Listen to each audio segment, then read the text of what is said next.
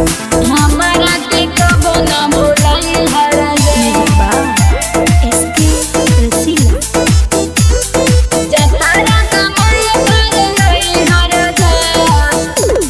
जतारा कमाए घर आई है राजा। हमारा के कबो न भुलाई है राजा।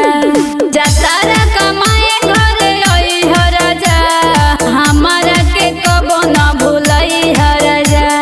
जब बोले ई सांस बा तोहरे बयास बा, दिल से न कबो बिसरई है राजा। जतारा कमाए घर आई है राजा। हमारा के कबो न भुलाई है राजा। जतारा कमाए घर आई है राजा। हमारा के कबो न भुलाई है राजा।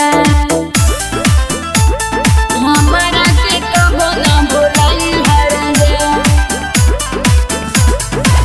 निजबा एसके रसीला जतारा कमाए घर आई है राजा। अपना में हर के रखी हो नजर में, मन लगा के कमई हो शहर में। ए जी कमई हो शहर में। तोहरे लजियम तोहरे लमरम, सातो जन्म साथ तोहरे ही रहम। देखियो के लड़की दिल कहीं धड़की, केकरो पजानी तुम होई है राजा। जतारा कमाए घर आई है राजा। हमारा के कबो न भुलाई है राजा। जतारा कमाए घर आई है राजा। हमारा के कबो न भुलाई है राजा।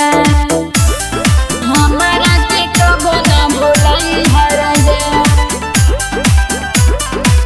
निजबा एसके रसीला जतारा कमाए घर आई है राजा। नवन सिलावत रखी हो ध्यान में, तू ही बसल बड़ हमारा परान में। बुझनी हमारा परान में सब लागी सुना रसीला तोहरा बिना, जान से जान अलग हो के रहे ना। कोई के फोनवा सुनाए सुनावा, काजल से रोज बतियाई है राजा।